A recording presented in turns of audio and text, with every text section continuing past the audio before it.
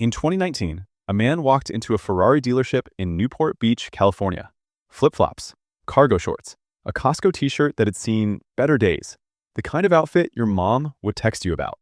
The salesman looked at him, decided this wasn't his afternoon, and walked away. 3 other salespeople did the same thing. Finally, one guy, new, probably desperate, walks over, shakes his hand, sits him down. That man bought 2 Ferraris that day, cash. He tipped the salesman $10,000. The others went home, having sold nothing. In Newport Beach, at a Ferrari dealership, on a Saturday. His name is Bill Perkins. He's worth hundreds of millions, and he goes out of his way to dress like he's returning something at Home Depot. Not because he can't afford better, because he thinks it's funny, and also because it works. There's a study, The Millionaire Next Door. Thomas Stanley and William Danko spent 2 decades hunting down actual millionaires and asking them uncomfortable questions. What do you drive? Where do you live? How do you spend? The results were humiliating for anyone currently making payments on a BMW. 61% of people earning over $250,000 drive Hondas, Toyotas, or Fords. Regular cars, the kind your uncle drives to Costco on a Sunday morning with a thermos of bad coffee. Meanwhile, 8% of people earning under $100,000 own luxury vehicles. So the people spending $60,000 on cars are making $50,000 a year, and the people making $250,000 are in a Camry, eating a gas station sandwich, completely unbothered. One group looks wealthy, the other group actually is. These are rarely the same people.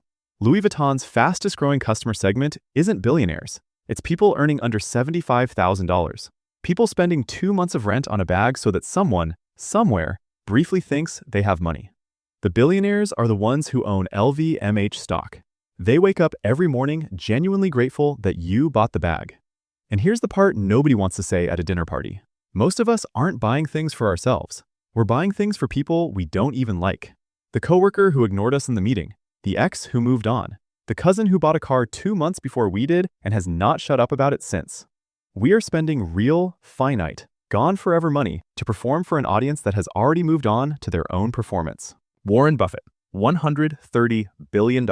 Same house since 1958, paid $31,500 for it, in Omaha, which, respectfully, is not where you move when you have $130 billion. That's where you stay when you've stopped caring what anyone thinks, and you stopped caring a very long time ago. He once said he never worried about being overcharged because nobody knew he was wealthy.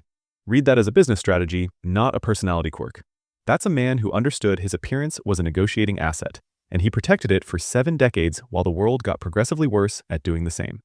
Ingvar Kamprad, founder of IKEA, flew economy his entire life, drove a 20-year-old Volvo, ate at cheap diners, reportedly haggled at the local market in his 80s. The man invented the concept of affordable furniture for the masses and then lived like he shopped there himself. Died worth $58 billion. Now, people hear this and they go, oh, they're just humble, simple people, down to earth. No, humble is a personality trait. This is an operating system. There is a difference. When you look rich, you become a target. Not dramatically, not in a movie way, just constantly, boringly, expensively. High net worth individuals are 43% more likely to experience identity theft. Contractors quote higher when they pull into a nice neighborhood. Salespeople push harder when you show up looking like you can absorb it. Your financial advisor charges more. Your lawyer rounds up. Every signal of wealth you put out is information. And someone, right now, in ways you cannot see, is figuring out exactly what to do with it. Most people are out here paying a premium for the privilege of looking like they have money. That's a sentence I need you to sit with for a second. Here's where it gets uncomfortable. The people trying the hardest to look rich, the leased cars, the designer bags, the vacations posted from a hotel room they're still paying off. Those people are statistically the closest to financial collapse. The wealth is a costume, and dry cleaning a costume every month for 30 years gets very, very expensive. Salespeople size you up in under 4 seconds. This is not a theory. This is their job. Your clothes, your car, your watch, your posture. Data points being processed in real time to figure out how high they can push the number before you flinch. Show up looking like you need the car. They know. Show up looking like this is your 3rd dealership today and you're mildly annoyed to be alive. Completely different negotiation. I'm not saying go full miserable. I'm saying desperation has a price tag and you're the one paying it. A contractor who pulls into a wealthy neighborhood quotes differently than when he pulls up to a middle-class one. Same job, same materials, different number on the invoice. This is documented. It's not a conspiracy. It's just Tuesday for anyone who works in a trade. Salary negotiations. The candidate who signals desperation, new suit, nervous energy, says, "I'm really excited about this opportunity" 3 times and means it less each time, versus the candidate who seems like they have options and genuinely cannot remember if this is the Tuesday or Wednesday interview. Same resume, different offer, every time. Real estate agents clock your shoes when you walk in. They clock your car before you even reach the door. Every visible signal you send is money leaving your pocket before you've said a single word. You are essentially tipping people to charge you more, which, when you say it out loud, sounds insane. And yet, looking poor is just the physical version of never showing your cards. And over a lifetime of transactions, cars, houses, salaries, contractors, medical bills, everything, the person who looks regular pays the regular rate. The person who looks wealthy pays what I'll call the visibility tax. Nobody tells you about the visibility tax. I just named it. You're welcome. The gap between buying a $30,000 car and an $80,000 car?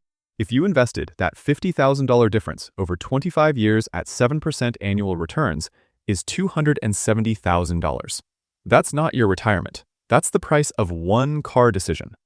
Someone earning $200,000 a year who saves 25% ends up with approximately $3.4 million over 25 years. Someone earning the exact same $200,000 who saves 5% while spending the rest on things that photograph well ends up with roughly $680,000. Same salary, same city. One of them can retire. The other one has a really impressive Instagram from 2019. I want to be clear. I'm not here to tell you never buy anything nice. Buy the thing, occasionally, intentionally. But the $270,000 car gap is just one decision. People make 40 of these decisions, and then they wonder, genuinely, sincerely wonder, why retirement feels impossible. It's the 40 decisions. It's always the 40 decisions.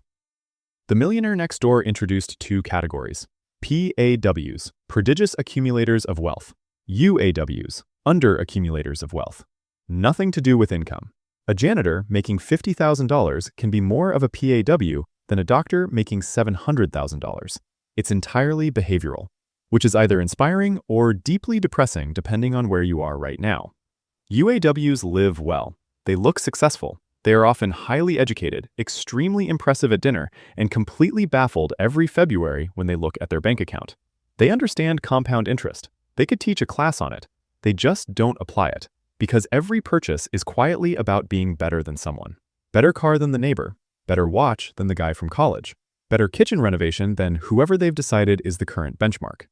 The book calls these million-dollar choices, because if you hadn't made them, that's roughly what you'd have. My personal favorite from the original research: one couple smoked 3 packs a day for 46 years. Total cost exceeded the value of their house.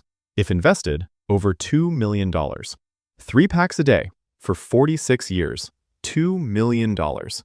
I don't smoke, but I do spend money on things I definitely don't need, and now I can't stop thinking about this, so here we are, together. The UAW goes to bed looking successful.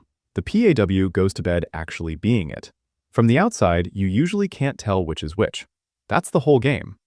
There's a family, unpretentious, clean, old minivan with dents on the side, a Geo Metro in the driveway that had clearly lived a full life, 5 kids, the kind of family you look at and think, they're fine, getting by, probably careful with money. Someone assumed this for about 6 months. Then she got invited to their house. 4,000 square foot property, their own river, wraparound driveway. Geo Metro still parked outside, unbothered. They paid off their house before 40. Then they renovated it. Then they got new cars. They just did things in a different order than everyone else. Not a different income, not a different job, a different sequence. Nobody teaches you this. School didn't cover it. Your parents probably didn't either, because their parents didn't. We all just absorbed the version where you get the nice thing first and figure out the money part later. The family with the Geo Metro figured out that the order is the whole thing. The luxury industry made $380 billion last year, built almost entirely on people who aren't rich, trying to look like people who are. The people who actually are rich? A lot of them own pieces of that industry. They built the factories. They hold the stock. Every time someone buys the bag, somewhere, someone who does not own a bag is quietly having a great quarter. They don't buy the product. They sell it to you.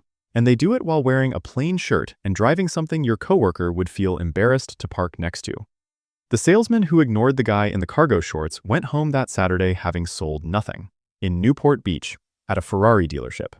The guy in the cargo shorts drove home in 2 Ferraris and handed a stranger $10,000 for being the only one who showed up. The game was never what you thought it was. The people winning it figured that out early, and then they bought a used Volvo, flew economy, and got very, very quiet. Oh, and if this video made you feel something, angry, enlightened, vaguely attacked, hit the like button. It's free, which, given everything we just talked about, should be very appealing to you right now. If you didn't like it, that's fine too. Subscribe anyway. Maybe the next one gets you. This is Breaking Money. See you in the next one.